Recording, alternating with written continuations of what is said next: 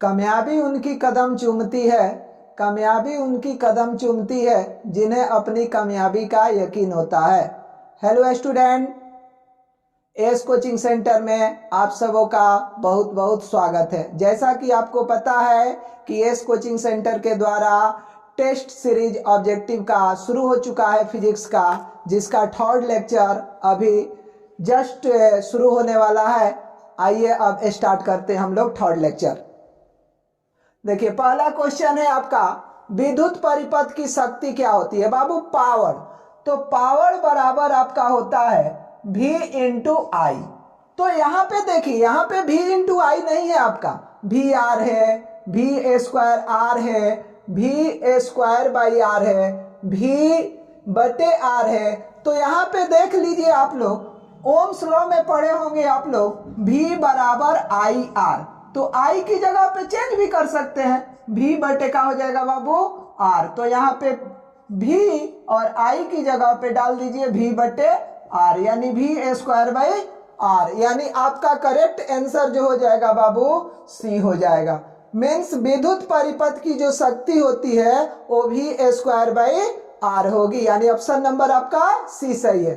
दूसरा क्वेश्चन है आपका, तरंग दैर्घ्य बढ़ने के साथ अपवर्तनांक का मान बढ़ता है, घटता है, अपरिवर्तित रहता है?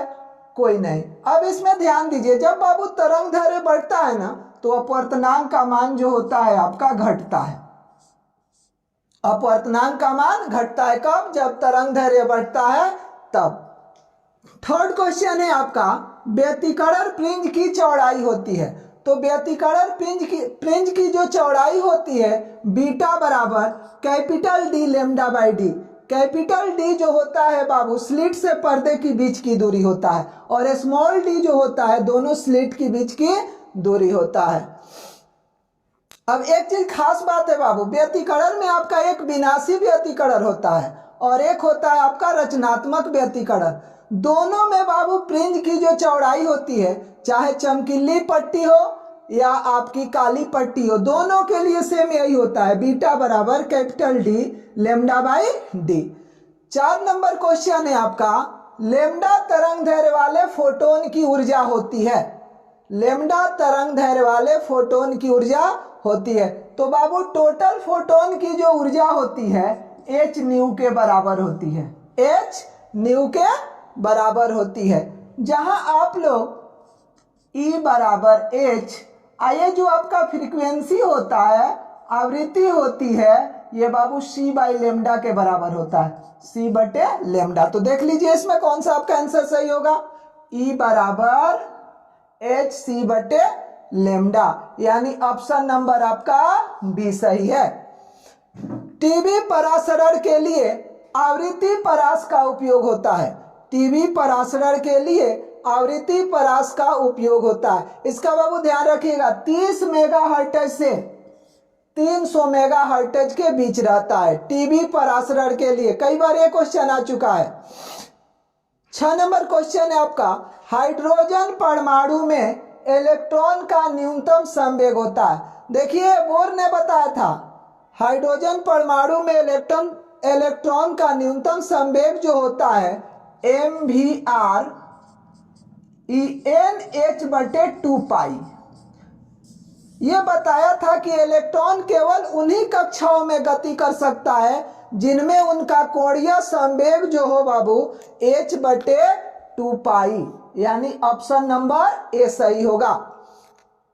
7 नंबर क्वेश्चन है, शीर्ष धारा आई नट, शीर्ष धारा को पीक वैल्यू ऑफ करंट कहते हैं, और वर्गमूल धारा मीन्स IRMS में संबंध होता है।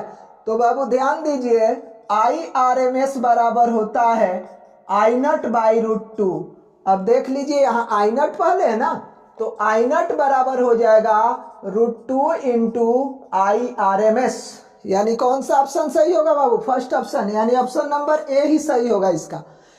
1 कूलम्ब आवेश में कितने इलेक्ट्रॉन होता है? तो 1 कूलम्ब आवेश में कितने इलेक्ट्रॉन होता है? तो बाबू इसका आंसर होता है 6.25 इंटू 10⁻18 होता है।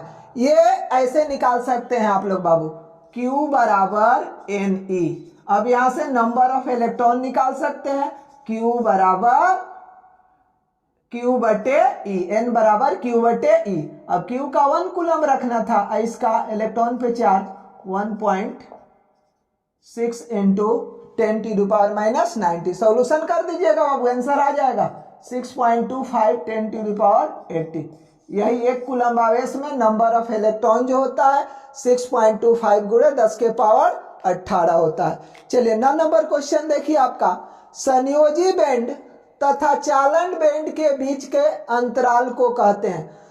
तो संयोजी बैंड को बाबू शॉर्ट में हम लोग कहते हैं VB यानी वैलेंस बैंड, और चालन बैंड को कहते हैं CB। और इसके बीच जो बाबू जो जगह होता है, जो गैप होता है, उसको एनर्जी गैप भी कहते हैं, वर्जित ऊर्जा क्षेत्र भी कहते हैं, या बैंड गैप भी कहते हैं। यानी ऑप्शन नंबर आपका A सही हो जाएगा। 10 नंबर क्वेश्चन है थोरियम।